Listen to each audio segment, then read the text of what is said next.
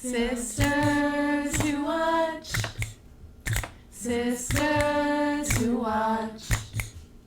Sisters who watch. Super Bowl. Hey, y'all. Hey, welcome to Sisters Who Watch. I'm Shelby. And I'm Laura. And we're Sisters Who Watch everything. TV, movies, sports, concerts, even Super Bowl rematches. We love to watch and we love talking about it even more. Today we're watching Super Bowl 59. Yes, so much this episode. Super Bowl 59, the 2024 NFL season, Hard Knocks in season with the AFC North, and of course, celebrating our 100th episode of Sisters Who Watch. Clink, clink, clink, clink, clink, clink. That's it. Yes. And before we get into all of that, please make sure you're giving Sister Watch 5 stars wherever you listen, rate, download, subscribe, follow us on all our social media platforms at Sisters Watch. Show us some love, show us some support. Thank you very much. Because, guys, can you believe it? 100 episodes. Today's our 100th episode. Cheers. Clink, clink. Cheers, Shelby. We did it. 100 is wild. Love the consistency from us. Love that hard work. Love the support from all of you for showing up for 100 episodes, y'all. That's a lot. Cheers to you guys. Cheers to you guys. Thank you for listening. Thank you, audience. Thank you, fans. We appreciate you. Doesn't 100 episodes taste so sweet, shall we? So sweet. And 200 will taste even better. Cheers to that. Cheers to the next 100. Boop. Okay, so quick speed round of our highlights from our 100 episodes. Shelby, what has been your favorite episode of SWW so far? Well, there's so many good ones, but I feel like the episode where we really found our stride in our first year was Barbie. I feel like Barbie just had the perfect mix of like analysis, being very topical and pop culture, funny. Like it really felt like we were hitting our stride. Because, right, we started a podcast. We're improving each episode. And that one, I'm like, oh yeah, we were good. Period. Yes, that was a fun episode. And that, I'm pretty sure that was our first time where we decided to dress up like the, content that we're watching. Because we're like, oh, like we have Barbie shirts, we should wear something. And then now for every episode we try and dress related to whatever we're talking to. So that was a big milestone for sure. I feel like my favorite episode and favorite guests kind of go together. Ooh. We've had some really amazing guests, but I think the first time where I was like, whoa, like we're here, we're doing it, is when we had, of course, Sharice Jackson Jordan of the Real Housewives of Potomac. I mean, I still can't believe that happened. Like genuinely, I'm like, wait, we had Sharice Jackson Jordan of the Real Housewives, the Real Grand Dame of Potomac on our podcast. So that still feels surreal. So favorite episode and my personal favorite guest. So good. Like you said, we've had so many great guests, and honestly, I'm so grateful that our mom, who is our number one fan and supporter, has also been a 2-time guest on the show. Yes. And, as the OG TV and film fan in our family, I think it's fitting that she would come on to talk about all things Bachelor with us. And I feel like it's always really fun to have her expertise. And I think people tend to respond to the episodes when she's been on. People like hearing her POV. Yes. Shout out to our mom. Cheers to her. The podcast would not be possible without her. Yeah, that the Golden Bachelor episodes consistently people just are like, your mom is so funny. You gotta have her on more episodes. So we do get that feedback and we hear you guys. What has been a funny moment for you from our podcast that makes you tee hee hee? The fact that we had Caress Russell on from The Circle and she did a rap. Hilarious. Like, I honestly thought that was so funny. She wasn't like expecting to do it. We were like, can you do one on the fly? And she did it so well. Iconic. I also was thinking about guests. Of course, Sharice is one of the obvious answers, but she was so funny. Caress Russell, who was on The Circle, she's Paul Russell's of Lil Boo Thang fame. That's her brother, and she was so funny on that podcast. Like, you guys got to listen to that episode. She was we were crying laughing the entire episode. And something else I will also add, for my funniest moment, shout out to Ben Mendelker from Watch What Crappens. He's actually so funny. I mean, we were connected. Shelby was connected to Ben by our mom, and shout out mom. He's just so hilarious. He does great impressions. I loved his Tom Sandoval impression. That's one of our most viral clips on social media. So yeah, Ben Mendelker, I love your impressions. Watch What Crappens. Go support them. Yeah, Ben's been in our podcast twice, and every time it's hard for me to like not laugh. Crying. Like I like can't keep it together because he's so funny, so good. And we also have to talk about lessons learned. You know, some of the biggest lessons from the last, oh my gosh, 2 years, 100 episodes of the podcast. Crazy. I feel like for me, it was really listening to our audience and like what's resonating with you all. Because I remember with Barbenheimer, we did like Barbie and Oppenheimer. Because we're like, oh yeah, Barbenheimer. And Oppenheimer did okay, but Barbie did great. And I think a lesson is, you know, not only doing content that we like, but doing content that resonates, you know, with our female skewing, diverse young audience. So things like Oppenheimer are not the move. Right. Yeah, that's a great lesson.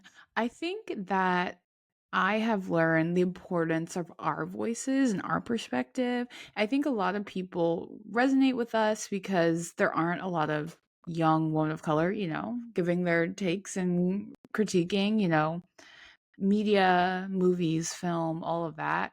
And I just think both of us have become so much more confident through this experience. And I remember I used to really not like the sound of my own voice, right? As most people do. But now, right, just listening to the podcast, I listen to all the episodes, right? Like a normal person on Spotify and Apple, and editing the episodes. I no longer dislike the sound of my voice.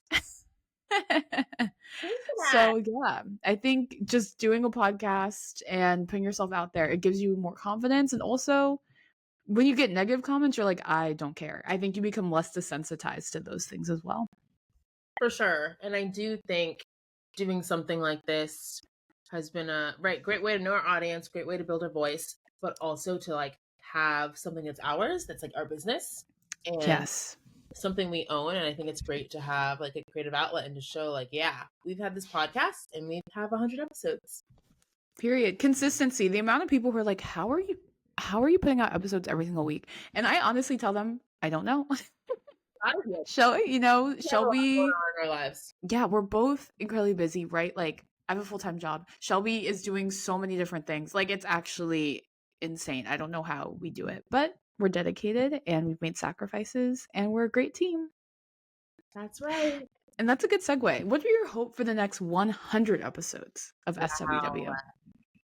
Continuing to just be bigger and better. You know, in particular, I would say my one like really big hope is to really continue to have exciting guests on the podcast. Like I feel like it's amazing how we've had fellow podcasters like Ben or Sequoia or reality TV contestants, but I think it would be amazing to have people who've actually been in movies come on the podcast and review the movies they've been in. Like how exciting. So I feel like continuing to level it up with like the guests. Also would say Shelby and I, we'd love to do a live event. We'd love to be on a red carpet. We'd love to, you know, be flown to cover events, right? And review them on the spot or talk about it on the podcast after, you know, being invited to something. I think that would be amazing. So that's my hope for the next 100. Great goals for us to have. Yeah, so if you want to fly Shelby and I out to review something, please let us know. Or if you want to hire us to be on a red carpet, like, please, we'd love to do that. Okay, I think it's about time. Well, one last cheers to 100, Shelby. Congrats to us. Cheers to you, sis. Clink, clink, clink, clink, clink. Thank you. Now, okay, let's get into our episode. Yes. The Super Bowl, the NFL. Give us the background. Yes, and if you are watching us, you'll see we are dressed on theme, right? Keeping that theme alive from Barbie. I have some football earrings on, and I am wearing green. Laura as well. Fly, Eagles, fly. Go Birds. Very on brand for this episode. So yes, we are reviewing the Super Bowl and all things football from the last year. As you all know, the Super Bowl is the NFL's biggest day, and Super Bowl 59 set the all-time ratings record for the second straight year. 106 million viewers watched on Fox and Tubi. kind of insane, especially since, spoiler alert, the game was a blowout. Wild. But, we were very into the game. We've always been, right? We're big sports and NFL fans. And if you've been listening to us for a while, we've reviewed Super Bowl 57 and Super Bowl 58. We've also reviewed Hard Knocks New York Jets, Hard Knocks Chicago Bears, and of course the Beyonce Bowl, a Cowboy Carter Christmas. Of course. Honestly, one of my favorite episodes already. So yes, we've reviewed a lot of football in the past, so go check out those episodes if you're curious. And in our Hard Knocks Chicago Bears in 24 NFL season kickoff, we made our Super Bowl picks. And we both had the Eagles in the Super Bowl. Look, that's it. Go Birds, go Birds. I know, so we were pretty right. And last year, I also predicted the 49ers. Oh, who was your other pick? My other pick was the Jets. Oh. Not great. But in the episode, I was like, I feel like the two AFC teams playing well right now are the Bills or the Jets. So we should have picked the Bills. But I also said that my mind was telling me to pick the Chiefs, but my heart wouldn't let me. So if I had just went with my brain, I would have said Eagles Chiefs again. But I just can't stand the Chiefs, so I couldn't pick them. But Laura, what was your pick? So I picked the Eagles and the Steelers, and honestly, pretty close. The Steelers made the playoffs. Pretty close. Closer than the Jets. Closer than the Jets, I'll give you that. Much closer than the Steelers made the playoffs. Yeah, but weren't great. Well, I still am very proud of my picks because I wasn't too far off. And also similarly, I also was like, oh, of course the Chiefs will probably make it to the Super Bowl because the NFL script. But we both were like, we can't pick them. And we didn't. And our pick won the Super Bowl. So, jokes on them. Okay, what did you think of the regular season? The 2024 NFL regular season was kind of annoying because the Chiefs were somehow winning really close games. Yeah. And the whole time I was like, this team doesn't seem that good. How are they winning these games? They would be outplayed by the Broncos, and the Broncos are about to kick a game-winning field goal, and the Chiefs block it. It's like, what? All these things would happen. They're playing the Ravens, really close game. The Ravens have a touchdown to tie it, and then the guy's toe is on the line, and they call no touchdown. All this stuff would keep happening. And it just was, so annoying. So I feel like that was a trend. The Chiefs were 15-1. They were really, really good. Insane. And we're somehow finding a way to win. I also thought a big theme was how new coaches were kind of turning teams around. You had Jim Harbaugh coming to the Los Angeles Chargers and turning them into a playoff team. Same thing happened in Washington with the Commanders and Dan Quinn. Really impressive how new coach shows up to a team and turns it all around. It shows when you get the right coach and on the right roster, things can change. Maybe the Jets can have that happen. Don't hold your breath. Yeah, that's a great storyline. I will also say, Shelby and I, we reviewed the Hard Knocks with the Bears.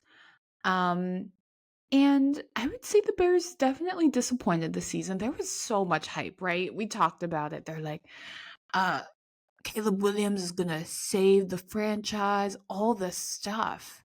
And they disappointed major. What did you think of their demise this season? I think they were too high of expectations. Yeah. Right? Caleb Williams is a rookie quarterback. Matt Eberflus hadn't really done the best job as a head coach prior the last few years, so I don't know why people thought he just turned around with Caleb as the quarterback. But it definitely was crazy to think they would be the last team in their division. They have a tough division, right? They're with the Lions, the Vikings, the Packers. But a lot of people thought they might make the playoffs. So it definitely was disappointing. And they did end up firing their head coach. Yikes. I know. After he was featured so heavily in Hard Knocks. So let's see. They've now hired Ben Johnson, who was the offensive coordinator on the Lions. Maybe they'll turn things around. Fingers crossed. Maybe Caleb Williams will save the franchise. It's not too late. Hey, It is not too late. You know what is too late? Aaron Rodgers on the Jets. Let's talk about it. I remember last season we reviewed the Hard Knocks with the Jets, and right, both of us were very skeptical. We are not Rodgers fans, and I just think him getting injured last year was a disaster. And even with a healthy Aaron Rodgers, the Jets were just as horrible. What do you think went wrong? Like, what is up with the Jets? They can't do anything right. I think they're a cursed franchise. Honestly, something people aren't mentioning that much about the Commanders is that in addition to a new coach and new quarterback, they got a new owner and things turned around. I think the owner of the Jets is not great. You sometimes need a new competent owner who knows what they're doing and is willing to like hire good people to like change things. Like obviously something isn't right. We keep having the same issues with like quarterback and coach like for decades. It's like maybe it might be the ownership. That might be the issue. All that to say, I think the Jets have bigger problems that won't be fixed by, a new quarterback and a new coach.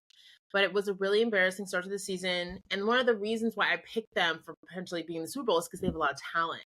I picked the Eagles and the Jets because it was like they have a lot of talent. They might have like coach issues or like culture issues, but you look at the Jets roster and they like shouldn't be underperforming. Something's obviously I wrong. know.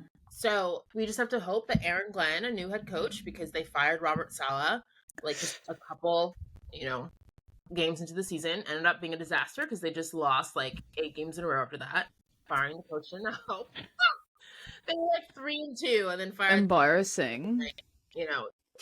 Ruin the season. It's rumored that Aaron Rodgers, they want to part ways with him. Good riddance. Let's hope that happens. Toodles.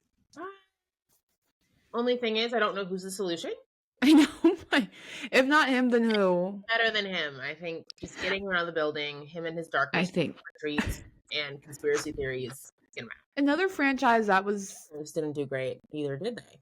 No, the Niners did not do well this season. It's wild because, right, they made the Super Bowl last year, and they hangover. It's real. I know, it's a curse. So that was disappointing. I mean, McCaffrey was a big injury. I know that injuries kind of plagued the team, but they also ended up last in their division. It's like, we literally made the Super Bowl last year. Devastating. Yeah, but I feel like the Niners is a good franchise, right? So they'll bounce back. Good, but can't win the Super Bowl in the last decade. I still think about when the Niners lost last year, and I was walking home from my friend's house who I was watching the Super Bowl at. It was silent outside, and it was crazy. I was walking through the Mission, right? If you know San Francisco, you know the Mission is popular. All these people, silent. It was actually insane. Yeah, everyone's depressed. I think it's worse to be a really good team that makes it but loses, can't get the big one, than be like the Jets. Because like I know it's so far off. It's like but yeah, so close and never win. Like they've been to the Super Bowl like 3 times in the last 15 years and have lost every time. Yeah, that was bad. Something else, I feel like whenever we're at home, we watch a lot of football. I feel like when I'm on my own, I don't watch as much like in-season football. But one moment that I feel like everyone was talking about, it was Josh Allen, who was my fantasy quarterback, by the way. When he passed, he got a passing touchdown and a receiving touchdown the same play. Do you remember this? Of course. I like you because like football starts so early on the West Coast. I usually miss like the first few games because of just activities, right? Brunch.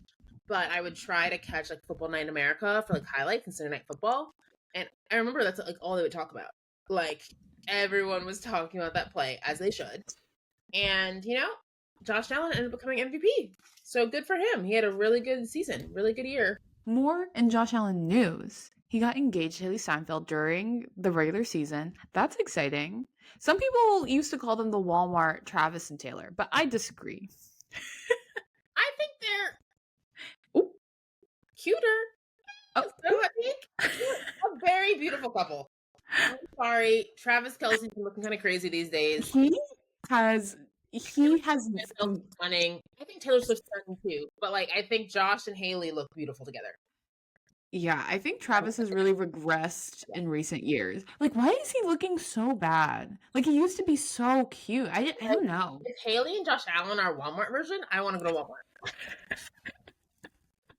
Period. Take me to that Walmart. Yeah. I know. I know. Yeah, Travis, especially during the Super Bowl, they cut him so many times, and I was like, guys, please take the camera off his face. He looked so bad. What did you think of Hard Knocks in season with the AFC North? I remember the whole family was like, Laura, you gotta watch this, you gotta watch this. And I was like, I don't know, like, let's see. But I was pleasantly surprised. This was the first of its kind, right? Like following an entire division. Yeah, it was the first time that they followed an entire division, and they happened to just pick like the most competitive division, which was very smart. Love I it. don't know if it was on purpose, with the AFC North, with the Baltimore Ravens, the Pittsburgh Steelers, the Cincinnati Bengals, and the Cleveland Browns are known for being one of the more competitive divisions. Like they've all made the playoffs like in the last 5 years. Like they're all really competitive and they're tough. They're known for their defense, they're known for playing in the cold, they're known for being like in working class neighborhoods. And three of those teams were in the playoff hunt. So it was just crazy Amazing. to like see them all. And it was very dramatic. Honestly, I haven't seen all the Hard Knocks like over the last few years. I just started watching, but it's the best Hard Knocks I've ever seen by far. I thought it was really well done. Yeah, I think so too. I will say I feel like the Jets one I thought was really good. Maybe just because we're Jets fans and it was very entertaining, the whole Aaron Rodgers of it all. So I did enjoy that. And at first I was like, "Oh, like there's just so many people, how are they going to be able to navigate all these different franchises?" But I think they did it really well. We got to see our boys Russell and Lamar. I just really really love both of them. So I loved getting more Russell and Lamar content. Yeah, I thought it was so well done. Really well edited. Got to see Russell and Lamar, but also like really good players. Like, even though I'm not the biggest Joe Burrow fan, it was cool to like see more about him and the Bengals, especially since their team was kind of a hot mess, but still had a chance to make the playoffs. And that Yeah. was really interesting. You saw Myles Garrett, who's really good on the Browns, but their team was irrelevant. Like it was really interesting how they had all these really good players on these various teams and how they had to feature them all. Yeah, I also liked how one of my favorite moments was seeing John Harbaugh like doing those weighted pull-ups. Great. The coaches were, it was great to see all the coaches. John Harbaugh, shirtless, working out, was not on my bingo card. Great. He's Crazy. jacked. He's like in his 60s, better shape than like half of America. Sure. 75% of America. Yeah, half is generous. I know. I'm like, maybe 80%. Yeah, that was wild. And Mike Tomlin, I really like seeing Mike Tomlin and his wife. I thought that was really cute. It's her store with all the like the sayings, Yes. shirts, so cute. All the Steelers gear. I loved it. I loved it. Yeah, and the Bengals win out storyline was interesting. They had to win every single game, towards the end of the season. They did, but they also needed help, right? And they needed other people to lose, and they did not. Yeah. Very dramatic. Very, very dramatic. So yeah, Hard Knocks. I was impressed. Go watch Okay. it if you haven't seen it. Yes. Okay, time for the playoffs. I feel like the playoffs this year were fine. Like the games weren't as like good as I was anticipating on the NFC side. Like the Eagles kind of cruised to the end, but on the AFC, you had some really good matchups between the Bills and the Ravens, and then the Bills and the Chiefs. Did you watch any of those games, Laura? No, I feel like I wasn't super plugged into the playoffs this year. I was just kind of checking the scores here and there, but I was very upset that the Bills lost to Kansas City. I think I caught the tail end of the game and I saw, and it was close, right? It was close towards the end. And then I saw that the Chiefs were going to win, so I turned it off. I was like, I can't watch this. Yeah, I was at home, and the second I saw it wasn't going well, I also turned it off. I was like, let me watch Housewives. Can't watch. I'd rather watch Real Housewives than see the Chiefs win that game. All day, every day. No, thank you. And I will say, I was surprised. The Commanders made it all the way to the NFC Championship. That's pretty wild. Yes, Jayden Daniels, the offensive rookie of the year, unreal. He and Dan Quinn and Josh Harris, like the entire Commanders organization. What a year for them to have gone from like a bottom team in the league to now be like a game away from the Super Bowl. Amazing. Wild. That was a really good story. And especially for like a young black like rookie to be doing this at quarterback, unheard of. Like We love to see it. Best rookie performances ever.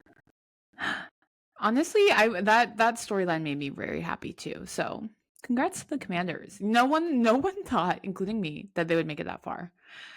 Okay. The Super Bowl rematch.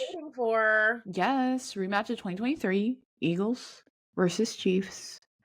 Were you excited for this matchup? No, in the sense, any chance of the Chiefs possibly winning, I was not for. So I was just like, ugh, really? The Chiefs right. again? I just rather them not be in the game. Because like last year, right, everyone was like, oh, the Niners, they're so good. I know. They end up losing. Like, you can't even let the Chiefs have a chance. So I was a little concerned from that regard. But I'm a Jalen Hurts fan, so I was excited for the Eagles. And I believed in them. I really did. Like, even though I was annoyed the Chiefs were in there, I was just like, this feels different. You know, there's revenge factor since they lost the 2023 Super Bowl. So I was hopeful for the Eagles. I had no expectations going in because last year I was so excited. I was like, yes, San Francisco's going to win. I'm going to party. I'm going to have a great time. I'm going to go to the parade. Like, I was too excited. So I was like, no expectations. So I was like, I'm just going to go into the game. I hope the Eagles win, but that's it. And yeah, the game started out pretty competitive, but then it quickly went off the rails and the Eagles took control immediately. And I loved it. It was a shocking blowout. I don't think anyone was expecting it. The Eagles were the underdogs. Everyone was predicting Kansas City to win. Everybody. I think part of it is the fact that the Chiefs always have found a way to win. Exactly. Like, until they show me otherwise, I have to go with them. Even though the Eagles on paper have a better roster, even though the Eagles have had more convincing wins, like, it's the Chiefs, it's Mahomes. And I think that's fair in the sense that this whole season, right, the Super Bowls against the Niners, they always found a way. So I can understand why people were picking the Chiefs. But the whole idea of them having a three-peat, winning 3 in a row, was like awful. I feel like they needed like a much needed humbling. And yes, that's why, honestly, the fact that this was a blowout, I was so happy because fantastic. Kansas City, Mahomes, Kelsey, they all were just way too cocky and confident and needed to like come down a few pegs. Absolutely. This was a well-deserved humbling, overdue, you could say.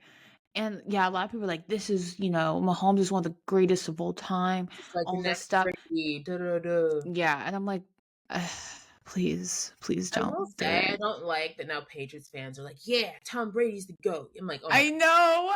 I was at. So now I'm like rethinking. I'm like, do we need Mahomes to unseat Brady? Now the Patriots fans feel emboldened. I'm like, oh.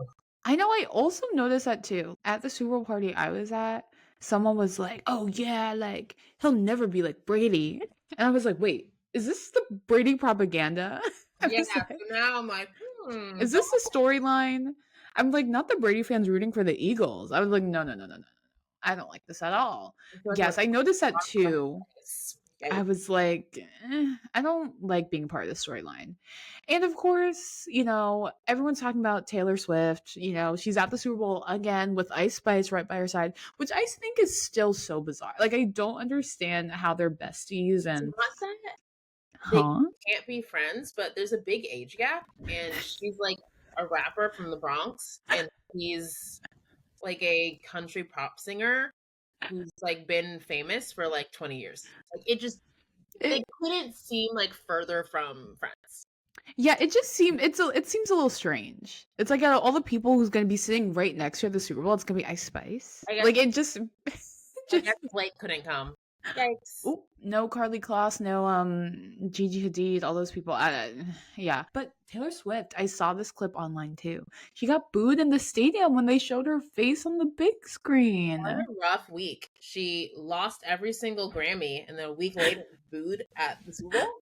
Ouch. Again, I think she flew a little too close to the sun. She doesn't need to win all these album of the years. We don't need to see her at all these football games. Like, take a break. It's like we've had too much Taylor, I think. You know, the Eras tour, all the album of the years. She's now in football. People who normally aren't used to seeing her are seeing her.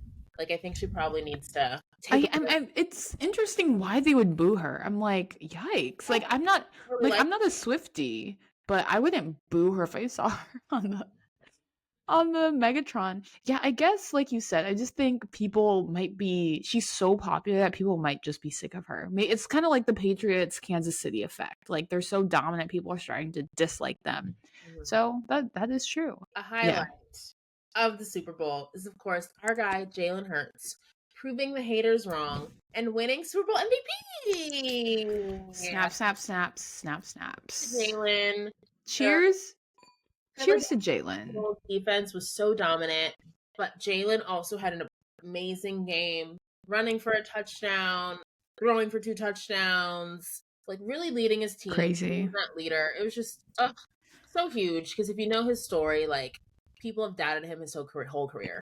So it's amazing, like he was able to get back to this stage and win and beat who everyone was saying was the new GOAT. Period. Yes, let's have Jalen Hurts be the next GOAT, not Patrick Mahomes. Let's have that. Let's absolutely have that. I know what, like the fact that people just haven't been taking Jalen Hurts seriously, like he's a runner. He doesn't throw the ball. I'm like, why do we always say that about black quarterbacks? Like, I can't. Josh Allen run. He's not a runner. I know. They're like, Lamar's so fast. And I'm like, yes, he is. But, you know, they don't say that about Josh Allen. He's a quarterback. Oh. Yes. If you've listened to any of our football episodes, you know how much we love Jalen Hurts. We just talk about him, you know, for fun. We just love talking about him. So it was very exciting to see him finally get his flowers. Super Bowl MVP. Snaps to him. And you know who else kind of ruled this year, Shelby, just in general, and who has been having a great couple weeks? Kendrick Lamar. K-Dot himself. Kung Fu Kenny. Pretty insane. He is performing at the halftime show. Like who would have ever thought of this trajectory? You know, like Kendrick Lamar has been like, if you know rap, like, you know, he's huge, right? Yes, he's one of the biggest, most popular rappers for a while now, right? But I feel like this year he just like shot all the way up. And so, of course, we haven't talked about the beef really too much, but what did you think of the Drake and Kendrick beef? Do you have an opinion on that? We talked a little bit about it in our Grammy episode, so listen to that if you haven't. But I just think Drake needs to accept defeat and start making some bangers. That's how he's gonna get back. Not by suing. I know. But by making the next Hotline Bling or Nice for What. Period. I agree. Yeah, I think Drake is having probably one of the worst years of his life. And Kendrick is having the best year of his life. It's so interesting because Drake has been like the guy, right? You would probably say he's like the most popular rapper. He's very mainstream. Kendrick isn't as mainstream, but now, right, Kendrick is very mainstream. I don't know what I was expecting for this halftime. I was like, Kendrick Lamar isn't really like a performer, you know? So I was intrigued to see how this was gonna go. What were you expecting? Yeah, I went to one of his concerts in LA a few years ago, and I was surprised because it was my first ever rap concert, and I guess I'm used to like so much like production value and like a lot of guests, and I was like, oh, it's like mostly just him rapping. So I think because of that, I was curious, like he can't do that on the Super Bowl stage. Like, so I was wondering how he was gonna bring it. So I honestly was very impressed because the production quality was very high. He had dancers. There was such a clear storytelling arc. I was like, okay, Kendrick out here, producer. I see the vision. And he executed. Yes. It was very much so giving intellectual, you know? It was giving storyline. It was giving concept. It was giving overarching theme. Isn't for everyone. No. Sure. We'll get into the feedback later. But I definitely think Kendrick is a more intellectual rapper in general than, Yes. the Drakes of the world, which is why I think they have a beef. Like Drake has been very poppy and for like broader The masses, yeah. masses, whereas Kendrick has been like winning Pulitzer Prizes for his songs. Like that's just Right. very different. And I must say, Kendrick is he's very authentic. He's very black, right? He's very LA. He's very African American. Like that's what, that's what it was giving. And it was so cool to see all the black dancers, right? All these black men, all these black women. I thought that was really cool. And what did you think of Sam L. Jackson as Uncle Sam? Loved it. I really crushed it. I thought it was amazing casting. I was thrilled when I saw him because I was like, whoa, he really is kind of Uncle Sam because he's been in so many movies. He really is. Avengers movies, Marvel. It's like people know who Samuel Jackson is. He's that uncle that's just been around there. So I thought that was hilarious. I also thought the fact that this was so like blackety black and topical, Yes. being in New Orleans and in the state of our world with a sitting president who has been complaining about DEI in the audience, I was like, Kendrick isn't messing around. Like, he's doing this kind of show with like a black Uncle Sam. I know, talking about the Game of America, I was like, this is too close to home for me personally. Can you play the game? In that audience is listening. Do you know how to play the game? In the Sam L. Jackson voice. I thought that was so interesting. I feel like I really resonated with it. And remember when Sam L. Jackson was like, too ghetto for the Game of America. When will you learn? Remember he said stuff like that? I was like, oh my gosh. I was like, wow. So I think, right, obviously this halftime show was for people like us, right? Black intellectuals, right? Because if you're just there to see like high kicks and flashing lights, like I don't think this was the halftime show for you. But I really enjoyed it, right? It was very black. It was very smart. And our girl Serena Williams, when I saw her on screen, I screamed. He's my goat. The goat. Truly the goat. They want to say Tom Brady. Are you kidding me? Serena's the absolute goat. Hands down. Yeah, I'm a big Serena stan. What's crazy is like the random person might not know the history here. Serena is rumored to have dated Drake years ago. So yes. Very purposeful to have a ex of Drake's on the stage. 2 exes of Drake's on stage. SZA. Apparently he and SZA had a little thing. I forgot. Yes. SZA as well. This whole thing was just to troll Drake. It was not messing around. But back to Serena. Serena also, right, is from Compton, like Kung Fu Kenny. So they have that connection. And have you heard about the Wimbledon Crip Walk story? Have you heard of this? I have heard of this because people online were talking about it, being like, wow, Serena really got her comeuppance on Wimbledon. And I was like, what? Yes, tell us more. Over a decade ago, when Serena Williams was playing Maria Sharapova at Wimbledon and she won the match, she did like a crip walk to celebrate. And, she's from Compton, right? Like, right. That's just a dance she wanted to do to celebrate. And she barely did it. It was like 5 seconds maybe. And people went in. All of these white commentators and sports analysts saying that it was ghetto, it was inappropriate, she should be fined, all this stuff for doing a crip walk dance. Oh my god. Clash over policing and politicizing what black women do. Can you imagine? You do like 5 seconds of a dance? And people then say you should be fined and like not allowed to like be at Wimbledon? What? They imagine like, and now people like Joe Burrow are celebrated for doing that. It's like, insane. I can't. Well, I'm sorry. Look who's laughing now. Absolutely Serena Williams. And it's so funny when she popped up on screen, a lot of people, right? I was at a party with maybe like 10 other people and everyone's like, like we couldn't believe it. Also, she looked like, did you think she looked a little different? Like she looked really good. She looked young. Yeah, she looks smaller. I was gonna say she looks slimmer. I was like, wait, was that Serena? Laura, I kind of missed it, but I was like, people were like Serena. I was like, what? And I was like, shit. I was like, I wish I could rewind. I know she looked really good. I was like, I didn't recognize her. a black woman in a blue outfit with like a blonde hair, you know, dancing. And I was like, okay. And then people were like, that's Serena. I was like, what? I know. I was like, the Leo meme, I was like, Serena. And other people were like, wait, was that her? Like, we couldn't figure it out if it's actually her. My phone. And I was like, Serena Williams? And I Yes. shook. Immediately after the performance, I was like, oh. Like, I was like, oh, it was cute, it was fun, but I wasn't blown away immediately.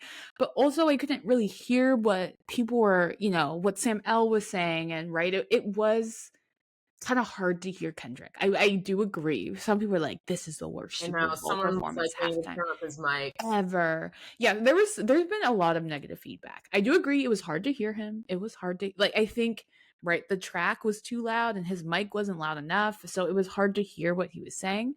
And after watching, I thought maybe it was like a little bit like more chill, maybe more low energy, like vibey, right? Because that's kind of hip hop. But right before this, I was like, let me watch it again. It's on YouTube now. Let me go watch it. And I think giving it a second watch, I was like, oh, this was good. This was good. I liked it. But after watching it again, I think I'm really listening to what Sam L was saying and seeing, you know, the production value. The dancers were fantastic. They I had loved red, white, and blue. Like everything was very purposeful. everything was so political and so like American, right? He was right. It was still patriotic, but critical. Just very Cowboy Carter of him. So I did love that POV.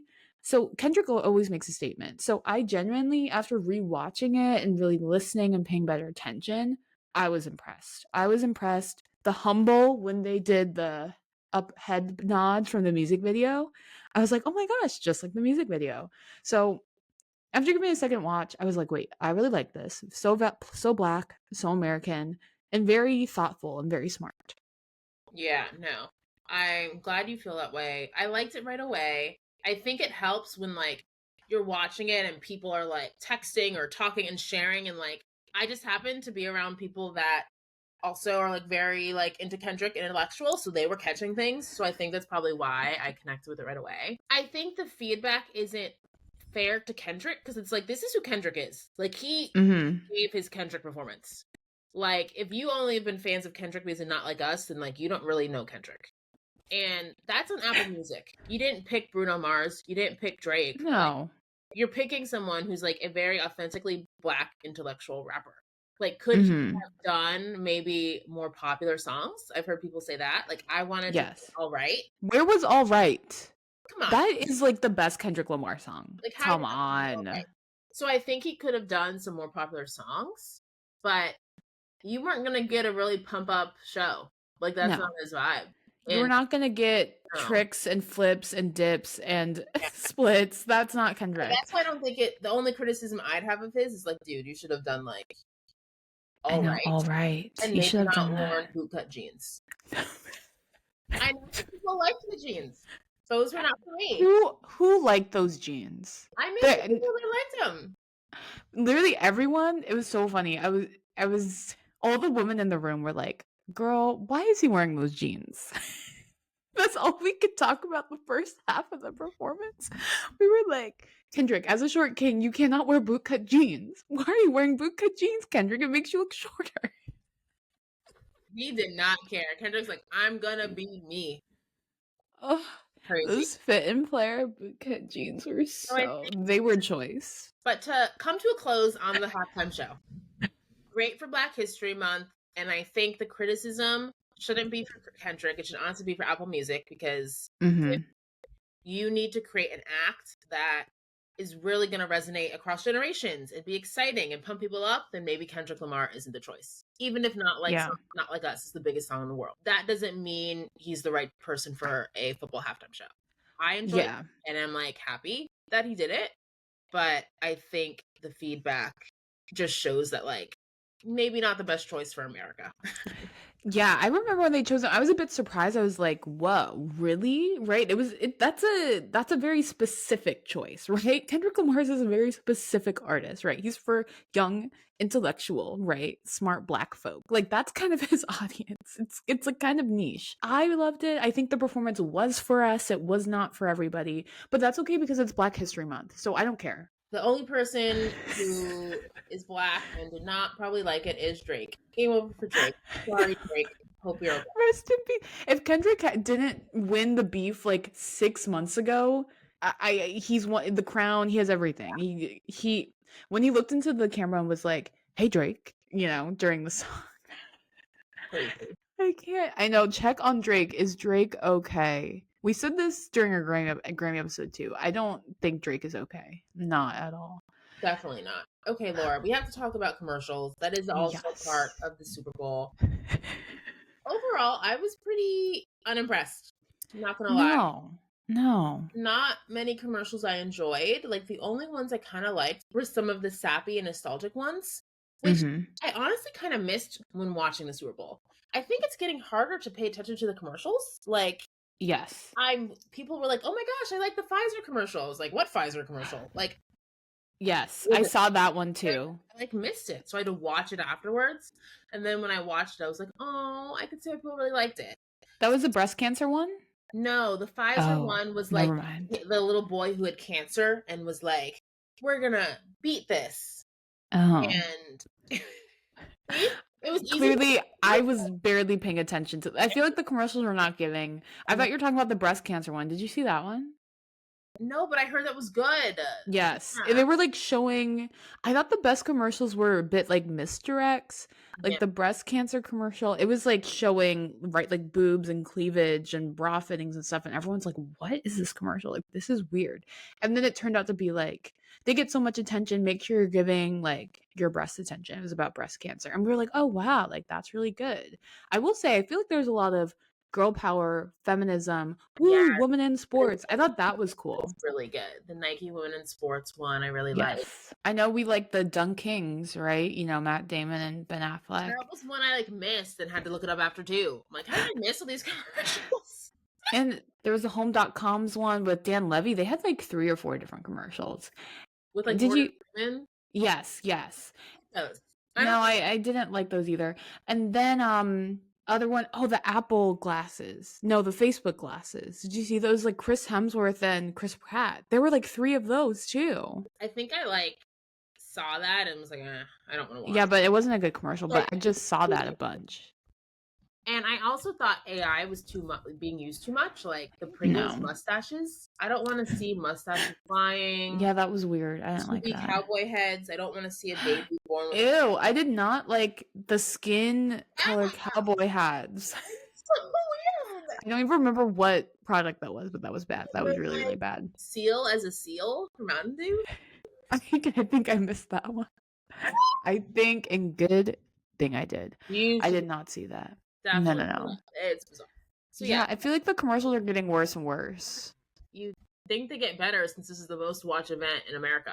Like, I don't know what's going on. No. Too many random celebrity cameos. I guess the only ones that I think were solid beyond, like you said, the girl power ones were maybe like the Uber Eats one with Matthew McConaughey and Charlie XCX, and then the Hellman's one with like the When Harry Met Sally kind of like spooky. Okay. I was like, oh yeah, it's solid. But yeah, overall, commercials were not the best. No, not at all. Okay, Shelby, I think it's game time. Are you ready for red flag, green flag? 1, 2, 3? Yes. Okay, Laura, question for you. Is it a red flag to be a hater? I love this question. Is it a red flag to be a hater? If you're Kendrick Lamar, no. Because that means you're gonna be the most successful person on the planet and win every single Grammy and headline the Super Bowl. And it's not a red flag for us because we're anti-Kansas City. And literally every single person at the watch party I went to was rooting against Kansas City. What? There were a few, like pro-Eagles people, but most people were like, we don't want Kansas City to win. So, no, it's not a red flag to be a hater. for this Super Bowl, not at all. Kendrick Lamar is winning life, and the Chiefs deserve to lose. So I'm happy. Screaming. I will say, I caught myself being like, why am I enjoying seeing the Chiefs lose? I was like, is something wrong with me? I So loved it. I did love it, but then I was like, this is probably not great for you. I really enjoy seeing a team like lose like that. I don't know if I think it might be a little red. Maybe it's yellow. Like, I think the Chiefs did need to be humbled, but do I need to relish in their humbling? Probably not. You know, fair. I will say every time Patrick Mahomes threw an int and when he fumbled, everyone in the room like screamed. Like, why are we cheering? It's like jumping up and down. I'm like, we were all so excited. Every int fumble, it was crazy. We all screamed. Yeah, iconic. And honestly, just like Kansas City, Drake needed a little humbling too. Personally, I've been saying this for the past few years. Drake has fallen off. Like, he has not been putting out good music. He puts out too many albums. He puts out like an album every 9 months. I'm like, this is too much. So, you know, Kansas City and Drake, they both needed to be a little bit humble. They did. And that's okay. Okay, Shelby, is it a green flag to fire coaches mid-season? absolutely not. I Oh. think everyone always thinks, oh, it's the coach's fault. And it could be, but firing a coach mid-season and then forcing someone who wasn't prepared to be a head coach to be a head coach in the middle of a season usually never works. No. Like, when is that a good idea? Multiple people fired head coaches mid-season this year, and then the teams got worse, including the Jets. Like, I don't know why people think, oh my gosh, it's going to be a solution. Maybe it's like, you know, you don't like the coach, talk to him, be like, hey, things aren't going well, you need to make changes. Like, maybe firing isn't the right solution. Let's communicate. Let's think of strategies. Or you should have fired him before the season started. Like, if you had noticed an issue with Matt Eberflus, everyone said he was in the hot seat, but you brought him back. That's on you. You should have fired him before the season started, so then you could have a fresh start for the whole season. You fire him mid-season, confuses players and coaches, you elevate someone who's unprepared. It makes your team worse. It does not help. So I think it's a red flag. Owners, GMs need to be better and make those decisions beforehand and not when it's too late. Fans, if you have noticed a time where it has worked, firing a head coach mid-season, because I agree, it rarely works, and if anything, it just, you know, throws off the whole team and the whole season. I'm like, when is it actually successful? Okay, overall parting thoughts, Super Bowl and the NFL 2024 season. Shelby, was this a wait or watch? I think it's a watch because I am a Jalen Hurts and Eagles fan. Yes. Anti-Chiefs, as we have articulated. So because of that, I think it's a watch. I also think the halftime show is a watch because of Black excellence. Yes. It really felt between Jalen Hurts winning the Super Bowl and Kendrick Lamar crushing the halftime show. I was like, wow, Black people are winning. Black History Month. What a great way for Black History Month to build upon Beyonce winning Album of the Year. I mean, it's just wins on wins on wins. Wins on wins on wins. It's like, we needed this. Thank God. Y'all, we needed this. This year has been a roller coaster. Truly. I know. Right, and I truly do feel like the Grammys, which we talked about, was so Black. Beyonce winning Cowboy Carter, Kendrick dominating at the Grammys, and then his super Black halftime show. Jalen Hurts, just everything. Happy Black History Month, everybody. A lot of Blackness in the Super Bowl when you think about it. We didn't mention this, but John Batiste did the national anthem. The DC sang. You had the Southern something marching band, like a HBCU marching band, celebrate New Orleans history with these performers. Like, yeah, it was a very Black show. So, and, you know, and Patrick Mahomes, you know, people love to be like, you know, 2 Black quarterbacks at the Super Bowl. So it was 2 Black quarterbacks facing off together for Black History Month. Black History Month. Period. So in conclusion, I agree. Yeah, it was a watch. Definitely, if you're Black, go watch. Blackest Super Bowl ever. Woo! It was great. Wins all around. Jalen Hurts winning was like everything I could have wanted and more, honestly. Did you see the photo of him and his fiance? I did. You posted it on our story. Go check out the sisters who watch Instagram. my Shelby and I find the most random stuff on Instagram, and we just post it there. And Shelby, that picture of Jalen Hurts and his fiance, fantastic. Now for our what to watch segment, right, Laura? Yes. If you're really interested in the NFL draft is in a few months at the end of April, and everyone's talking about, where Shedeur Sanders, Deion Sanders' son, is going to be drafted. So that's, I would say, the biggest kind of drama. Of course, there might be more trades and coaching changes or shifts. We briefly mentioned that Aaron Rodgers is probably not going to be in the Jets, so who knows where he ends up. Retire. He should retire. You don't need to play anymore. No. Go be a commentator. Be a commentator. Who wants to listen to him? That's actually, don't be a commentator. Go start your own Joe Rogan podcast. Yes, start a podcast. Theories. People will love it. People will love it. He'll make so much money from it.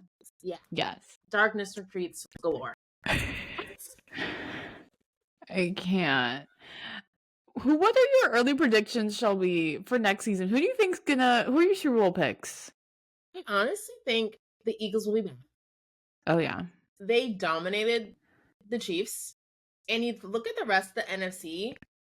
I know. Commanders? The Commanders. They could in the same division. They could. Tough. They could. But the Eagles feel built to last. I'm not going to lie. I agree. Back. It's hard to think the Lions or Packers or Rams could, beat them. I feel like the two teams that should have been in the Super Bowl this year instead of the Chiefs were the Ravens and Bills. So I feel like it's going to be one of them. Maybe I'll say Eagles, Bills. We'll see. Maybe Josh Allen will finally beat Mahomes. MVP. I mean, he'll be a married man. So who knows? Maybe I'll give him an extra boost. Yeah, I'm going to say Ravens, Eagles. Let's have an even blacker Super Bowl.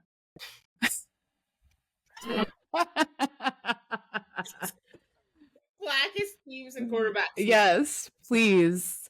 I would love that. No losers, honestly. If that's a Super Bowl, there are no losers. Can go wrong. Yeah, that's my prediction. Who do you predict for next year's Super Bowl halftime show?